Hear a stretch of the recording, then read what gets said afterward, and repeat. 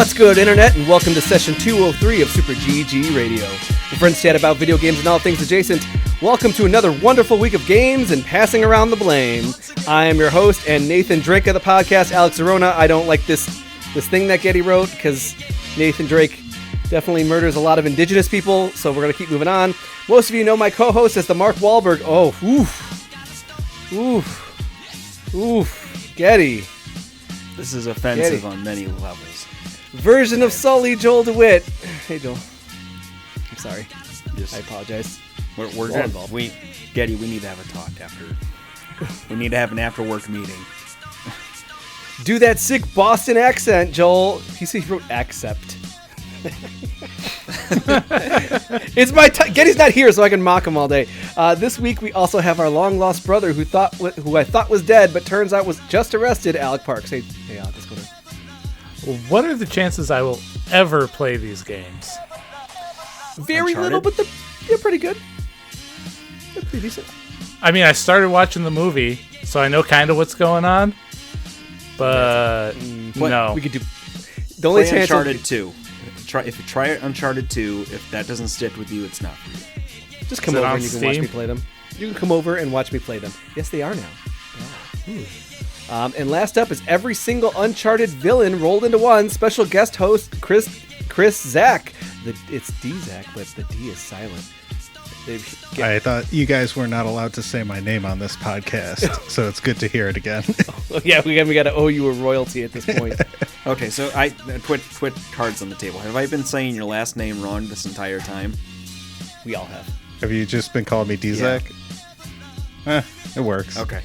We've all been calling. So him. I found out only recently when I moved to a high Polish populated area that it's actually pronounced Jock. It's a DZ makes a J sound. So I feel like I've been lied to my whole life by my own family. I'm sure your dad said you're American. That's all you need to know. Says practice your drums. Again, also cards on the table for everybody involved. Chris is an old friend from NIU. He was one of our college roommates for the longest time. Hey, Chris, glad to have you finally on. Yeah, glad to be here. I played games just for this. Hell yeah, we made you play video games. That's how this works. We turn Super GG Radio. We turn video games into work. There we go. Well, that's a motto for you. You're not wrong. I was like, tell me I'm wrong. no. Yeah, it's a podcast. What were you gonna say, Alec? Nope, you're right. There's no lie. Yeah. We aren't even really live to the 100 people watching this streaming it. And man, he did not. Oh, man, Getty, you were busy this week, huh? Anyway, for this week's episode, we are building a better podcast in early adopters, Zelda-ing in the news, then beat some sense into the backlog. But first, early adopters, where we play alphas, betas, and games that for once seem to have something in common. We had a theme this week, all on accident. I did not mean to do this. But we are building. We are putting a stick with a rock and making somehow an axe and then chopping down a tree for more rocks and more sticks. I guess. I don't know. To what end are we doing this? We played Above Snakes. Joel, do you want to give me a word salad about Above Snakes? A word salad. Above Snakes is a resource sim, I would say, much in the vein of, Stardew Valley is a good comparison in that you are doing menial tasks to collect resources to then build things up, to then collect more resources to build more things up. It's set in this world where it's almost like Old West style, but then there's a falling rock from the sky that then causes a ton of death and damage, but also somehow people are turning into zombies, and you need to find a way to survive, build your home up, find other settlers, and figure out what to do next. Generally, the tasks are going to be knocking trees off with your axe, or breaking rocks, or picking fruit from a plant, or getting brush cleaned up, to then build things like a house, walls, ceiling, fixtures like beds, and the like. The cool wrinkle to this, to me, is that part of the way you build out more landscape and explore is you have tile sets. And as you explore enough of an area or do tasks, a bar will fill and it'll say new tile available. You can then go out the macro view. You'll have like square tiles like we're on screen right now. And it'll tell you, okay, you can choose this land type, and then these are the places you can place it around you. It reminds me a lot of Carto. So we talked about that, I think, a while back when I played it. They had the same premise there. I mean, it was used more for platforming and puzzle solving there, but it's used more of as an exploratory thing here, which is really cool. Awesome. And it's really kind of a neat idea to be able to fill out the world yourself, building it around you, putting everything where you want it to go, and then using that as a way to find more pieces of each puzzle, more resources, and also just what goes on into dungeon crawling, zombie killing, monsters and treasure, expanded out. So there is a lot of possibilities here. Dzak, what did you think about Above Snakes? It was pretty cool. I took some notes as I was playing, and I wrote down cool tree falling animation. Yep. So as soon as you chopped a tree, it timbered. One of the trees I did right next to my house, and it fell on it. I was wondering if that would destroy my house, if it had sort of like, damage, but it was just the normal animation. But it's still pretty cool. Like, it usually they explode into resources, but that animation before they explode into resources was pretty cool. I think the trees exclusively, like, they would fall, and I would be like, and I'd run at them just to test that out. I was like, this is going to hit me. Is it going to hit me? No, did anybody else get hurt by bees? There are certain trees that you'll start hearing buzzing when you're around them, and if you linger too long or try to chop it down, the bees will come out and start hurting you. I saw honey was a resource, so that must be where you get it. Yeah, I'm pretty sure I took a few stings on the way. Oh, really? Mm-hmm. Yeah, and as you play, you are resource managing a lot of different things. Like you get hungry, you get tired, apparently there is a mental stat. So in case you are, if you don't want to, you want to remain sane throughout the entire thing. That reminds me of Don't Starve, because Don't Starve is very similar, though that one has a little bit more of a gothic, everything is trying to kill you premise, and this does have a little bit more of like a aspect of you are building a full house, you're making walls and doors and windows and planks and building up different roofs, and they expect you to want to do that and put this heavy emphasis on design, on house design aspect, because it's like, make a porch and make some nice railings. Now you could do, they really give you a lot to work with, and I feel like looking at some of the footage for the full game, there's going to be a lot filled out there. There's going to be an expansive focus on that kind of stuff, and that's pretty cool. And then, of course, zombie killing. I saw a giant 10-foot skeleton, which you see usually around here on Christmas time, or Halloween time, I mean. You see these giant 15-foot skeletons. I've got one neighbor who hasn't taken it down yet. That's fine. That seems fair. That could, depending on how you dress up your 15-foot skeleton, they could be a year-round treat. Absolutely. How big a set of rabbit ears can you find? Yeah, exactly. See, we're there. We already solved the 10-foot skeleton crisis. Just keep spinning out costumes. Oh, man. Oh, give him a giant egg. Oh, giant egg. Giant Cadbury egg. Oh, yeah. See, what if you put it underneath him and it looks like he laid a giant egg? What are we talking about now? We're talking about Above Snakes, and Above Snakes is a fun one. I think that it's going to be a cool, interesting little piece of builder. Now, as we are building out our little landscape and our houses in Above Snakes, in Fabledom, we're building out a full town. In Fabledom, you are building your own story. You are a prince or you are a hero. You kind of describe yourself, and from there, you are building a full city. You are getting little people who are going to hang out and work for you. You have to build them houses. You have to build them farms, and you have to manage resources that way. Dzak, did you play Fabledom? I did. I actually was a princess seeking other princesses. So it's kind of nice that they gave you a little bit more of a choice there on the options.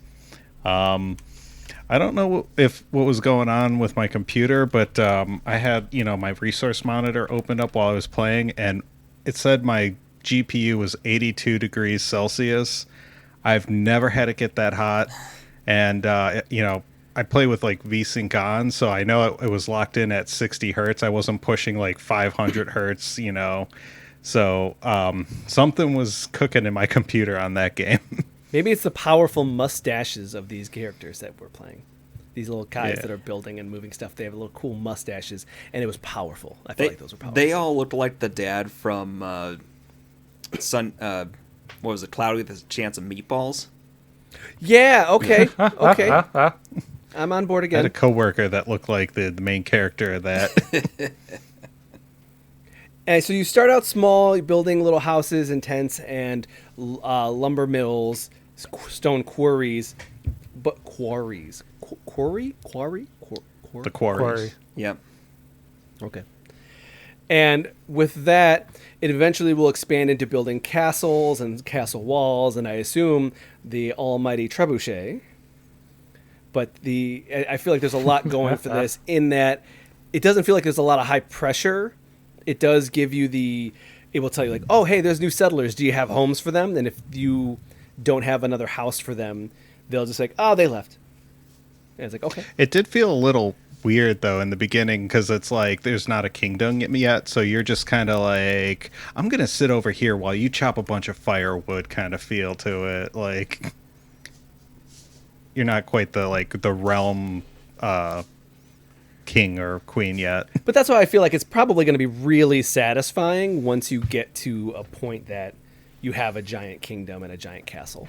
Like at least I don't know yet, but I mean, just from the start of it, I felt pretty good seeing my farm functioning, seeing my laborers working, and making new houses for more people to come in and gather them.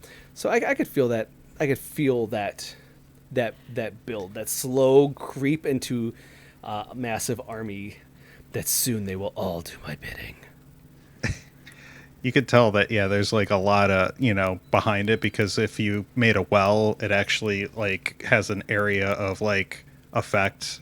So like it reminds me of can't remember if it was The Sims 4 where they, you could build like, or was that Sim City? But like basically you can build utilities, and there was, sewer pipes, and you could see the little doo-doos going down the sewer pipes. Kind of reminded me of that. We don't say Sim City anymore. We say City Skylines. There you go. And they will all do my bidding because I will rule with an iron fist. That's how it works. Alec, what did you think of this one? So I really liked it. It had a lot of intricate gameplay, as we've all pointed out, but the style is not my world building style. I prefer a little more macro view of things. I don't care where each individual house goes, where each individual farm goes. I just want to know that I have enough farms producing enough food, that I have enough houses providing enough space. So I really liked what this game was trying to do, but it ended up being a no-go for me. I mean, that's fair. That's fair. Again, I need to know where they are at all times. No, when we talked a little bit off air, and I've seen some of these games that get really super granular. There was our friends over at Gaming Fix actually were discussing a game where at a certain point you're going through and making sure that you're charging the right amount of taxes, and if you don't do the right amount of taxes, do you want to add more labor, or do you want, like there was a lot more granular levels to this, and I was like, well, that seems way too much for me. So this is where I'm like, oh, which worker do I want to do what? That's like the max for me. So this is for me, this where I was like, this is as much as I want to do, because anything more like than this, I'm going to be out. So that's where I was. I just did with that. Very nice. All right. So that is Above Snakes and Fabledom. I think we all learned something this week. If life stinks, you can just build a new one. Yep. Well, let's take a break and start creating. We'll be right back.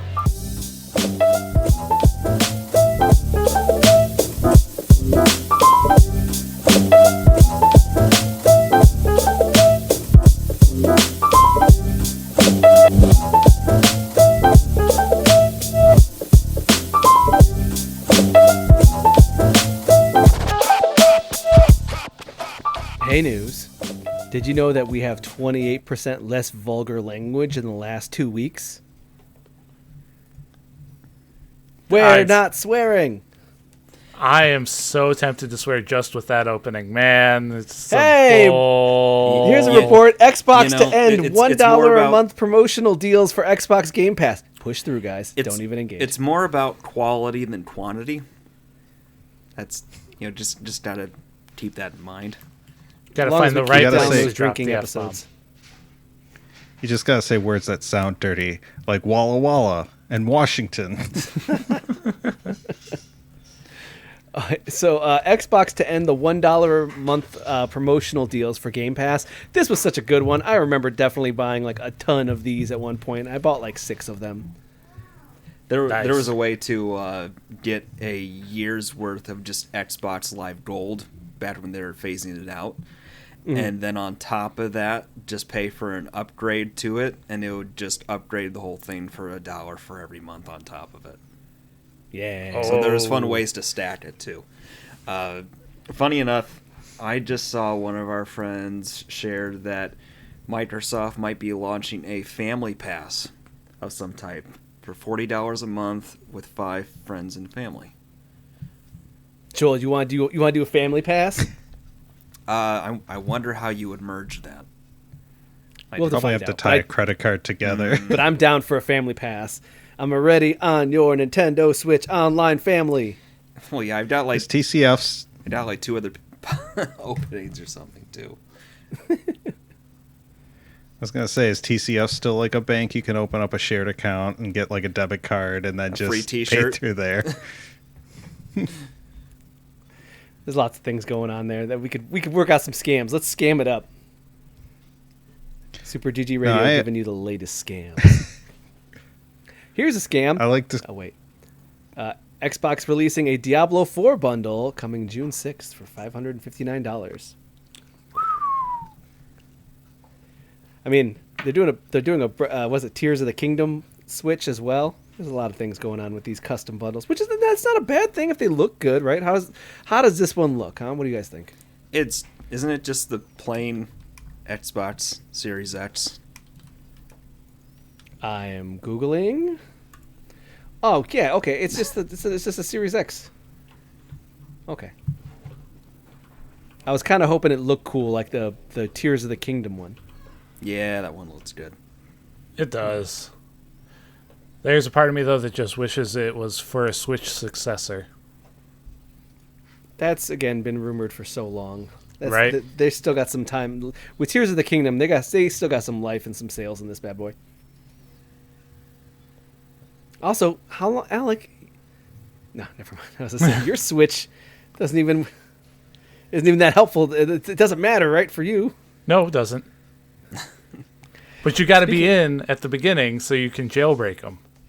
Speaking of Tears of the Kingdom, Joel, you saw that Tears of the Kingdom Direct. What did you think of Tears of the Kingdom? I think if you wanted Link with long flowing hair, you got what you wanted.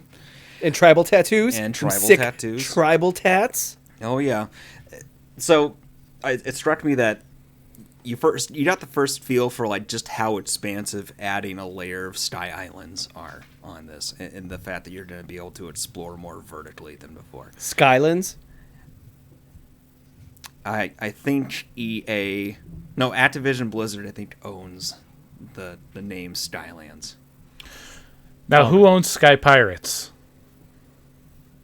That's One Piece? No, it's Tailspin, man. Oh, it's been a while you're since falling I've on deaf seen ears that on this one. That's an old cartoon. Yeah, Bringing it back. And continuing on, we also have E3 is officially been canceled, as the last two to pull out were Devolver Digital and what was it here? I have it written down here. It was Ubisoft, I think. Ubisoft, yeah. Ubisoft was the last ones that pulled out. So since those two were the last kind of holdouts, there's no real point of having an E3. Now, do you guys think it'll come back?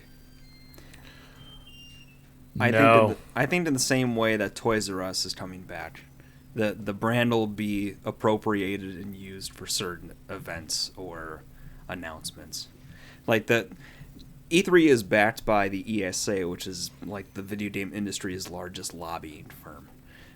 So them as an organization aren't going away, I think. It's just a matter of where they belonged in the grand scheme of things now.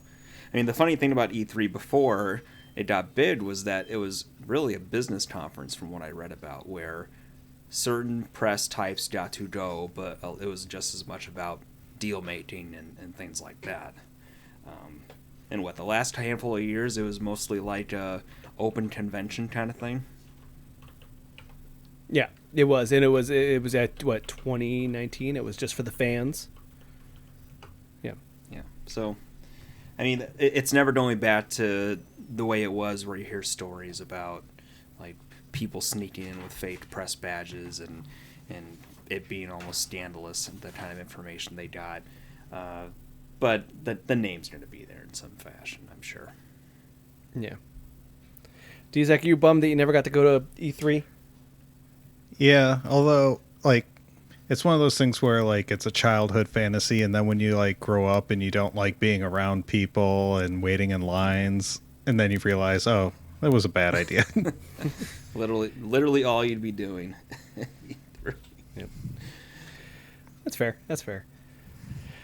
Dolphin Emulator has a Steam page and early access availability by the end of the year. Who's ready for some emulation? Woo! Some Dolphin going. I will be curious to see if there's any sort of takedown or challenge to that. So Joel? you can't take down the emulator itself as long as it's not hosting games. That's where the problem comes in with emulation. How frequently has an emulator like this popped up on a digital storefront?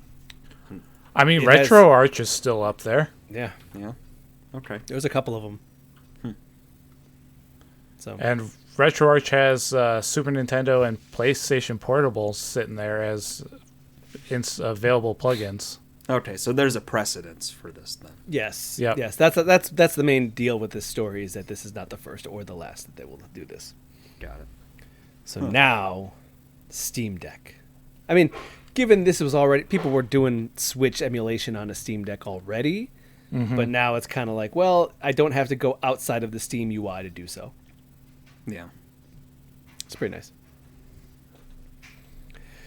Hey, Dzak, you get that Steam Deck yet? No. It doesn't have a 4070 in it, so I can't, or 4080. I mean, but it does play Spider-Man pretty flawlessly. Yeah. All right, now, I definitely want to get couch game with it, but, you know, I just, you know, love my desktop, but, you know, giant space heater, and I think that's why Alec wants a Steam Deck, is because he's just like, man, I just want to play Spider-Man everywhere. I do. It's good. It's very That's good. A great game. Yeah.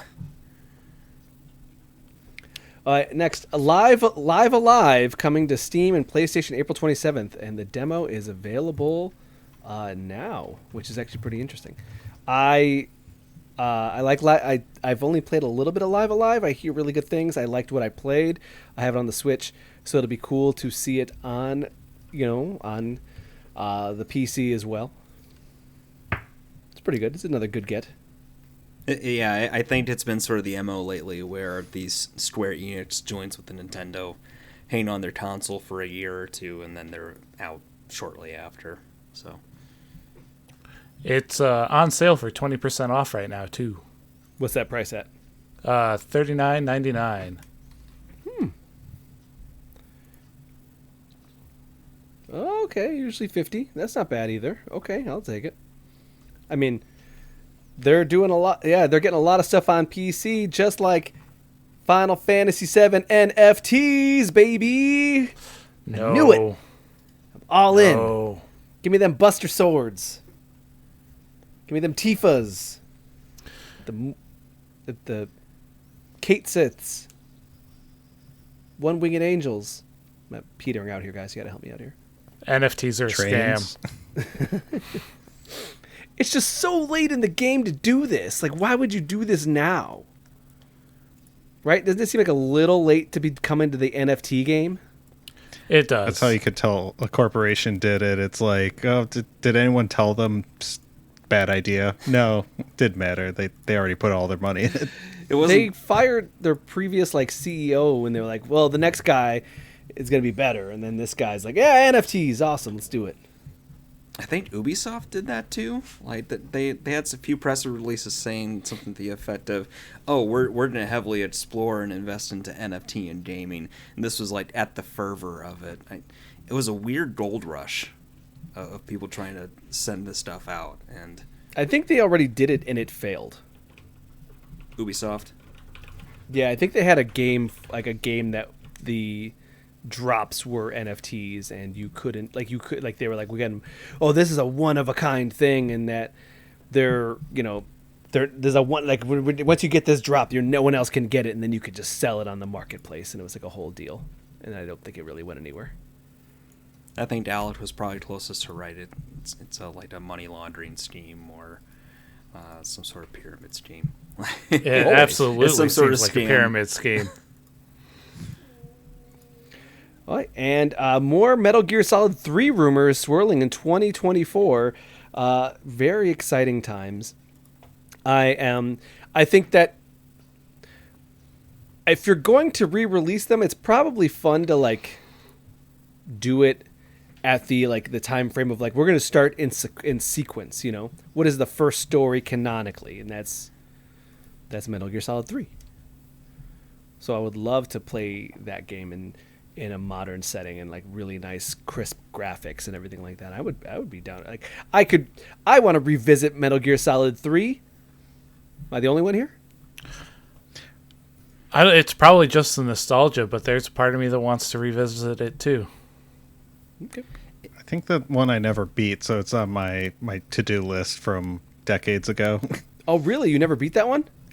I think I got up to like the sniper battle where like isn't there like a part where you have to like crawl through some grass and try to sneak up on that sounds like a lot of Metal Gear Solid bosses. Yeah, there was a sniper. It's like an old man sniper that you go up against, and it's really funny. That fight can be beat in several ways, but one of them, I know how I beat it. One of them is that you can set the internal clock like a week or something like that, and then when you load the game back up, your character will find him died of old age. That's what I did. That feels like cheating. I'm ruthless. He's weak. He can't handle me. That's what I have to say about that. Can't wait 20 minutes. Get out of here. You ain't worth my time. Move on. The end. Was that the end? The end. Yeah. The end. Okay. Yep. They had great. Kojima has all sorts of great boss names. And that was the one that also had like the David Bowie the spaceman who's just filled with rage. Mm-hmm. That guy was cool. Yeah, I know that game is considered the best in the series, or at least the best of the older games. But I mean, you get the iconic ladder boss. Mm-hmm. Mm-hmm. That ladder boss, man, is the best. When the theme song kicks in, ooh boy, chills. So are they just saying re-release, or is it going to be an actual like remaster? Or it's trying to go the way of the Resident Evils and the Dead Spaces and the. Give me a second. What else? There was another re-release. What was it? The re-release that everyone's talking about this year. Re-release, but not remake, right? Remake. What was the other remake this year?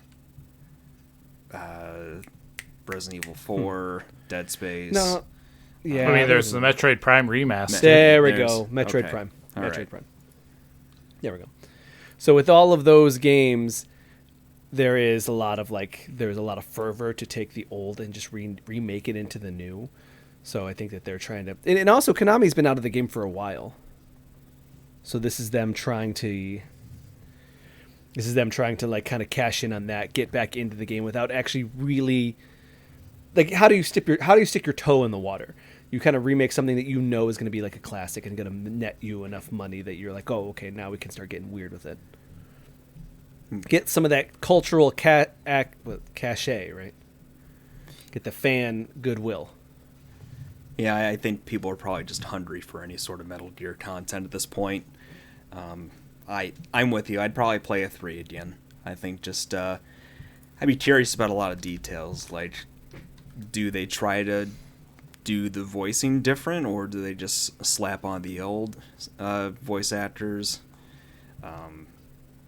What kind of graphical upgrades there are? What kind of gameplay changes there might be? Because I know that for Metroid Prime, they did tweak some things, didn't they, Alec? So far, no. The camera. Well, the camera a little bit, but like as far as actual gameplay goes, no, it's the same game as it was originally. Okay. Okay. What was that? Was that like 20 years ago? Jesus. Yep, we're old. The original cast of Scott Pilgrim vs. the World returns to voice an all-new Scott Pilgrim anime series coming to Netflix. That's very exciting. Though I'm curious as to what you do. That story is over. I mean, given the movie only covered... I mean, the movie kind of covered the story. Definitely took a lot of, like... It cut, 2/3 of that actual story and made it, like, palatable. Because that story gets long. But, this is interesting, especially considering that a lot of these people are fan favorites. And on top of that, a lot of them have moved on and become more famous. I know that Scott Pilgrim's roommate, played by Kieran Culkin, is actually very famous right now. He's in a show called Succession, and it's a hot HBO show. So do you think it's going to be a more extended kind of story? That's how I see it playing out. Because I don't know what else you would kind of do unless you're just trying to like expand that universe, which could be fun, but I also don't think it needs it. Especially if you're using the exact same cast, like down to the same characters over and over again. I feel like you have to do a retelling, right? Yeah, I don't know where my mind went. My initial thought was like, what if they're just literally going scene by scene of the movie, but doing some stylized anime version of different scenes, but I have no clue. We'll see, I guess. Yeah, I'm excited. The music's good, and they're going to record all new music for it as well. So now, one of the games that we beta tested and also did a beta breakdown for is Multiverses. That beta is coming to an end and is going out of early access. Funny enough, it is going offline for 8 months for retooling. That's brutal. That is, I don't. Can you come back from that? I don't know. Is it a remake after 8 months? Kind of. Yeah, No, it's a remaster. It's a re-release. Also, people paid money for that. Yeah, People paid a lot of money. They had like 3 seasons with DLC characters. The fact that this isn't going through in individual patches and they're taking it fundamentally online just tells you that's offline. Is that there's something foundationally broken about the gameplay. So like that is not encouraging, especially if you're someone who enjoyed what they had. I think also, from my understanding, the fan numbers and the player counts started to drop really hard. So because the player base was starting to get starting to hit a real heavy lull, they're like, "Oh crap, we got to start like redoing some stuff and trying to find ways to grab the audience back in there." And I don't know if they're going to be able to do that after 8 months and taking a bunch of people's money. So this is a Warner Brothers game, right? Yes. They've been tainting things on purposely for tax purposes recently. Really?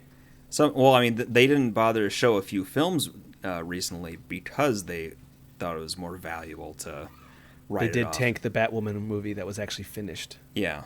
Yeah,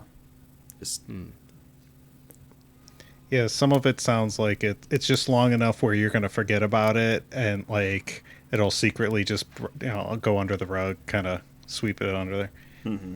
Yeah, you're not wrong. Like perhaps it just like disappears.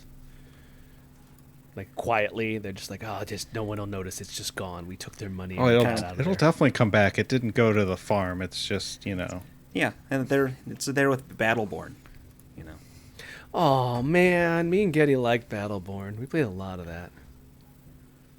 liked Battleborn. I picked that one over Overwatch, like in the beginning. I don't know why they had the comparison. They're two completely different games. They're very different games, yes. And last piece of news, is a big news week. I just wanted to highlight some of these indies that we've kind of been taking a look at. Infinite Guitars and Dredge, two hot indies that people have been discussing. Infinite Guitar is kind of more of like an RPG using rock stars, and Dredge, a kind of like survival exploring, you're on a ship game that's actually got a lot of horror elements where you could die at any turn. Both of those, Infinite Guitars and Dredge, going 1.0 this week. So that's pretty cool. Now it's time for the freebies. Brok, insert the freebie sound here. Okay. I actually checked. He's actually been doing it. It's really good. It's good. He's been doing the thing. Thank you, Brok. Freebies. Freebies. First game we have here is The Seeker. The Seeker is a stealth game where you're going around, it's a top-down screen where you're going around corridors and avoiding guards. You are an orb going through this facility, and you have to avoid the guards' vision cones, etc. We have Spandex Force Champions. I didn't actually get the chance to vet this one. I'm going to make sure this still is available. Oh, wait, it's yours. Oh, Spandex Force Champions Rising is a match 3 game where you are a superhero and you are saving the world by doing match 3 puzzles. Next, Tunche. Tunche.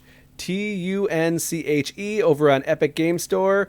This one is a kind of a cartoonish, colorful game where I'm trying to figure out what kind of gameplay this is. This is not working for me. Charming roguelike action. As you are... Let's see. Oh. I'm having a problem. My screen is strobing on the Epic Game Store right now. This visual is not working for me. That's awesome. Yeah, it is looks to be like a turn-based RPG where you're actually attacking enemies and boss battles while also going through runs. This is a roguelike. Actually, no, it's not even turn-based. It's action. 2D action. Tunche.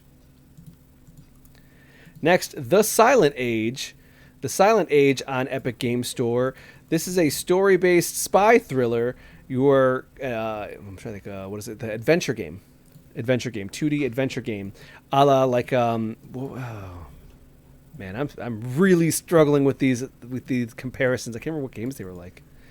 But it's a very cool like 70s spy thriller, and you are collecting items and solving mysteries and puzzles using items that you found in the environment.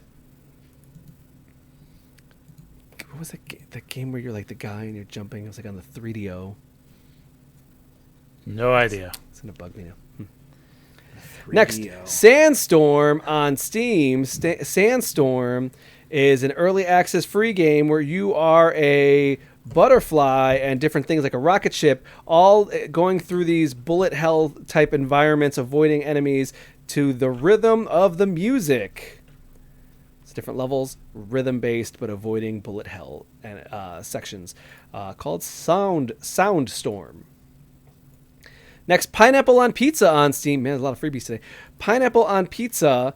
The description on Steam is, can a video game convey a flavor? This is going to be played.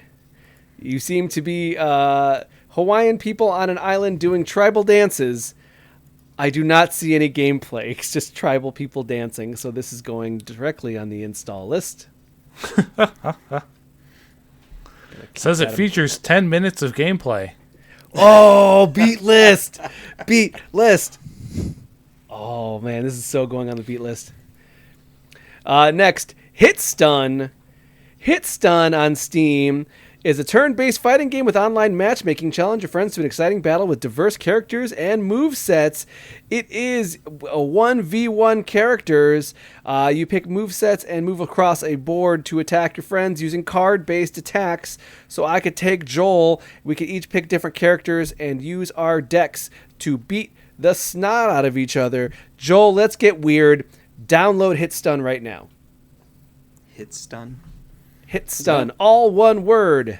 Where did I say that was at? Steam. Oh, okay. I don't think it is. It's not early access, but it definitely is in version 0.1.1. To me, that doesn't seem finished. Is that just me? That's not how numbers work, right? That's correct. Okay. Hits done. Well, ain't that just the worst? Isn't that just the worst? Ratings are directly correlated to how many dirty jokes I make. So let's look at some metrics and take a break. It had to be about like some project management stuff here, right? It's like had to be. All right, let's get out of here. Be right back.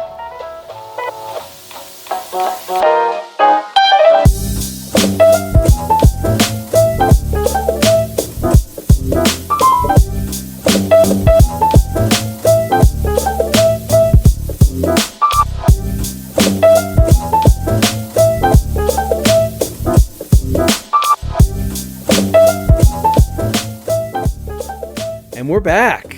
Back with the Backlog Blog, where we play games where I am drawing a blank. Joel, me and you played Blanc. Blanc. You can't pronounce that. You had me concerned because I thought it was Blanc too, and you threw me off with the blank there. I didn't write this. Also, we can't say the N or a C, so it's Blanc. Bleu? Bleu? No, that's blue. No, I can't follow you down that road.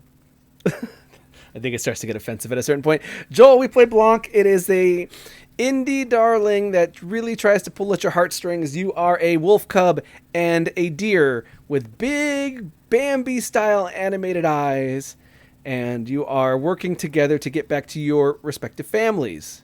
It is co-op only, and you could play single player, but it is a hassle. So you actually tried to do that. I did successfully do that. Successfully. Sir. Okay. That's I how you got someone to play video games with. Oh, so that was your entire experience going solo? All of a sudden, the complaints start to make a whole lot more sense, don't they? A little bit, yeah. Yeah. So Blanc is a 3D platform puzzler.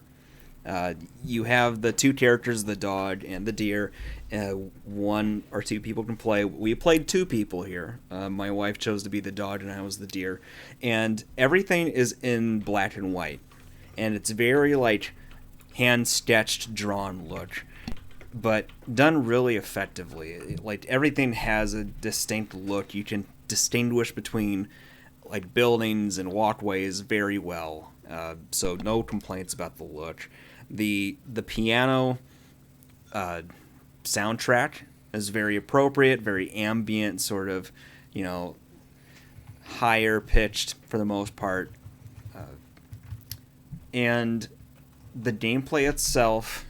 Now, have you beaten it out? I'm at chapter 5 right now. I beat it. Okay, and it's not a long game. We've maybe played like an hour and a half so far, and gotten to that.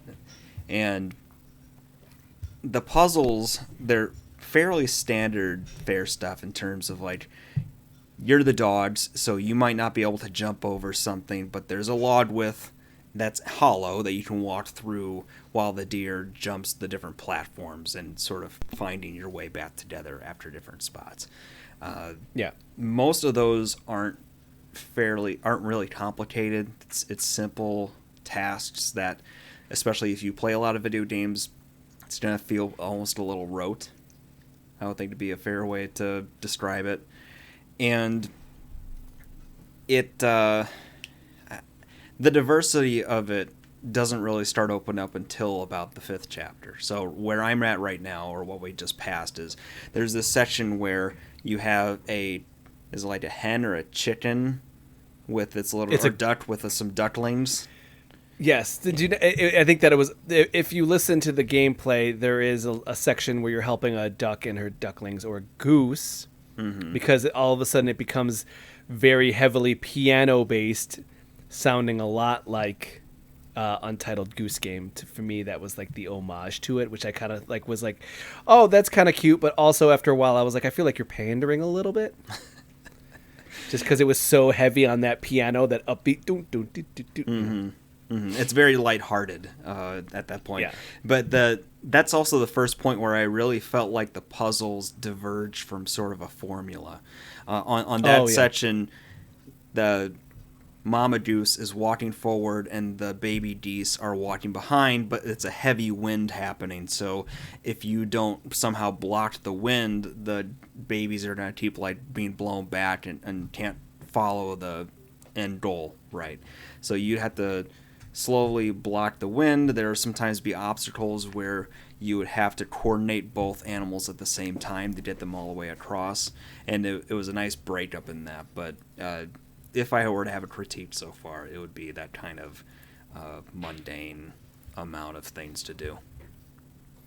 That, and also the puzzles, like the one thing I forgot was that it's actually a blizzard. The blizzard is what separates the deer and the wolf from their families, so that's kind of plays into it where you're trying to help these goose families. I liked it. I liked what they were doing, but after an amount of time, I started to feel a little bit like I started to see a little bit of like the panderingness, like you're helping these very cute animals, and all of a sudden one of them falls, and it's like, oh no, etc. And it kind of just feels like it's really like trying to Disney movie-esque itself into like there's a lot of these indies, they come with like a very heavy emotional level, and I love that. I love big indies that like make me feel like something. I get a little teary-eyed at the right game. But in this one, it definitely, for me, like I could kind of see on the back end, like, this is where we're going to make them sad. And this is what, am I? Okay. But I definitely enjoyed it. Playing it, one stick for one character, one stick for another goes really, really difficult. So this is not the optimal. It is a co-op game on purpose. You should play it like that with another person. I also had a little bit of trouble. Did you have any problems with the camera? I felt like in some of those puzzles, the camera would like whip around or go in and out, and like I could take one character and walk him completely off camera, and camera refused to move. Yeah, I would say in general there are some performance things on the Switch. It chugs a little bit in spots when you're entering and leaving certain areas or zones. There are camera angle issues in some spots where it's not like it feels like an intentional obfuscation of the place you're supposed to go. It's more like the camera system they've got in place just can't account for the space that you're having to walk around. It's some of the puzzles they frame the camera to be in one like situation. Like they'll put a camera and they'll frame the puzzle. And if you like try to leave the puzzle, one character tries to leave that puzzle, it's like, no, one person's still on this thing, so it's on. This is the camera angle, period. And it's not until both of you leave that the camera shifts to follow you guys. So it's kind of like difficult for one person being like, I don't even know where I am. I somehow got off frame, but the puzzle is the puzzle, and the camera won't move. So it kind of gets a little tricky there. But overall, what I love most, I think, about Blanc is like the really big art style, and also that just like orchestration. That soundtrack was just the best. That soundtrack was just beautiful. It is like a lot of people, you like Celeste, or if you like it was heavy on Ori and the Blind Forest for me. That's just like beautiful orchestration that I found the musician who made the music, and I was like, well, here's their SoundCloud, and it's got the entire Blanc soundtrack. Well, that's just a bookmark now on my PC. Yeah, that's good. It's good writing music. It nails the style and tone it's trying to set, and I think it is essential you play with a partner. I think the less experienced, the better in some ways, just because that way you can be the shepherd and help them come across a game that's not very difficult for the most part, and play it in small bits, because then you probably won't see that kind of thread that Alex was able to find and start pulling at. Oh yeah, but still, I feel like at the end of the year, soundtrack awards and stuff like that, I think that Blanc is going to become criminally underrated. Like, people are not going to look at Blanc for the soundtrack, and I'm going to tell you right now, they should. So that was Blanc. Review incoming. I did a review for Nintendo World Report, but I believe Joel's going to be doing one for us at some point if you get the opportunity. And our friend Chris Zach here has been Ragnarocking the God of War. You're playing Ragnarok? Yeah. So finally getting around to like really committing to that. I actually just beat the storyline. And, I started texting Getty on the side being like, oh, I just did this and I just got here. And, got me really excited kind of talking about it. So, that game, the 2018 version of God of War hit me really hard because it was the same year my first son was born. So I was just playing it. I'm like, oh, the feels, doing this for my boy. So I'm getting back into that, and then I really like, the gameplay and the puzzles. I kind of got bogged down when you're playing anyone but Kratos, which it's sad because those are very huge plot points. They're very critical to the story, but you just feel like you whack someone with your bow and you have to do that 50 more times because you're just not as strong as Kratos. It just the combat didn't feel as fun when you're not the main character. So but yeah, right now I'm in the end game content and looking for all the big challenges, and there's still some large areas of unexplored area, so they put a lot into that game just beyond the story mode. And then they really expanded on those characters. They expanded on that world a lot. I hear that there's a really good amount of backstory when it comes to to the gods themselves and Thor and how that kind of family plays out a lot in the story, and I hear that's pretty entertaining for the most part. Do you think that was a well fleshed out, as these almost like a mafia family? Yeah, no, it was pretty cool because Thor's got a daughter, and I don't really know or Norse mythology, but yeah, she's big, strong, lady, and I feel like it's just past couple of years have been the year of big strong women. You got Louisa and yep yeah Encanto. So you it's got just Lady Dimitrescu. Oh yeah. Yeah, that's true. So. You do get a lot of big powerful ladies, but you know what, I welcome that. You also get the villain of Last of Us 2. Unfortunately, that was a really dark game, but you do get a good villain in that as a very strong female character.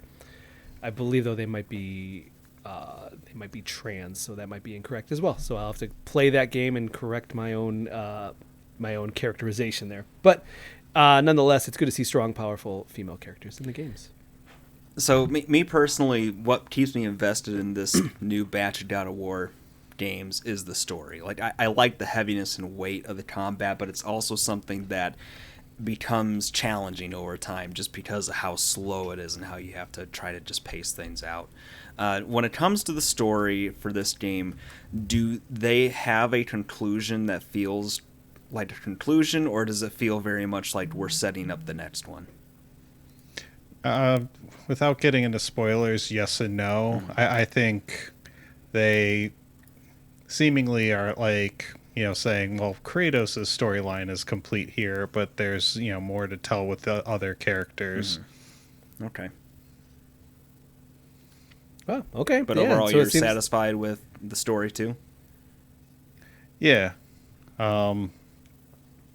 I think they said that they were going to make it a trilogy, but they decided against it, so I think they kind of said that, the next one will be something different.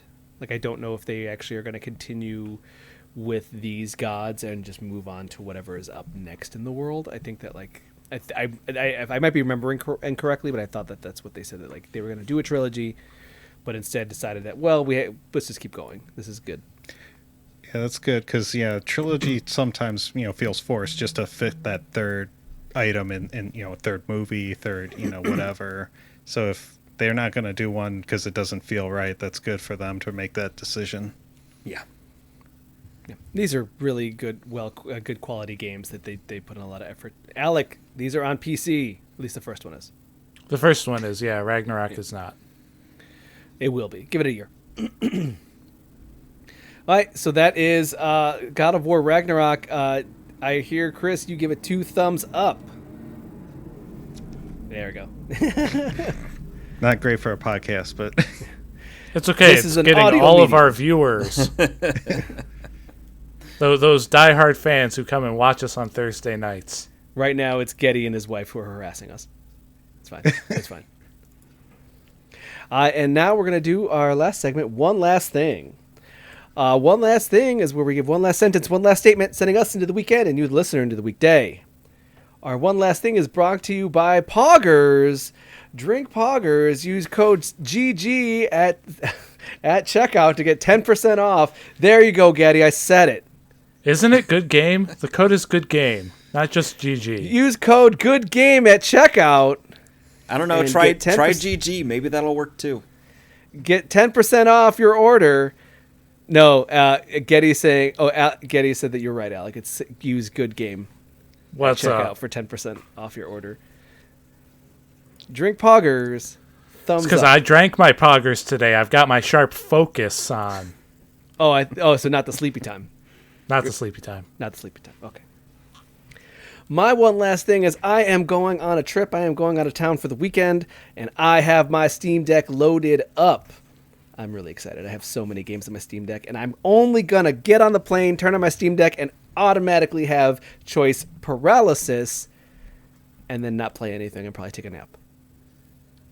So that's my weekend plans. Joel, what's your one last thing? I found a copy of Sonic and Knuckles, Cool. which I like. I guess it's more common than I realized, as it wasn't very expensive. But you'll find me connecting all sorts of Sega Genesis cartridges this weekend to see what works and what doesn't. Did you get 32X? There might be one at my parents' house.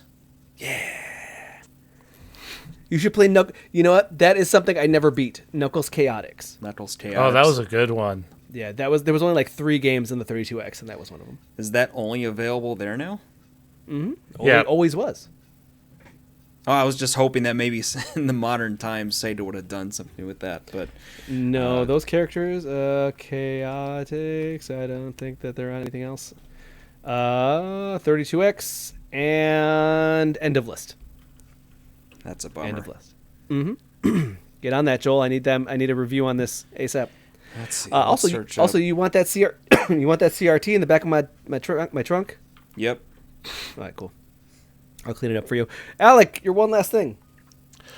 I'm going to see a soccer game tomorrow or Saturday with my kid, and I'm not going to have a whole lot of game time this weekend. But I'm inching closer and closer to the end of Metroid Prime, so I'm looking forward to finishing that up. Ooh.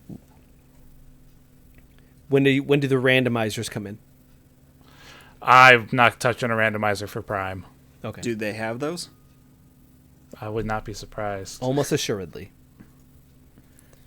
Chris, what is your one last thing before ending the episode? Like I was talking about God of War, I gotta finish those endgame bosses. I gotta kill the Berserker King. It's sort of the Valkyrie equivalent to, from the 2018 game. Oh, so you're going for that platinum? Oh yeah, I got the platinum on the 2018, so I gotta get this one. I already got all the Ravens, which, I think Getty is like, oh, I can't do the Ravens. It's just too many.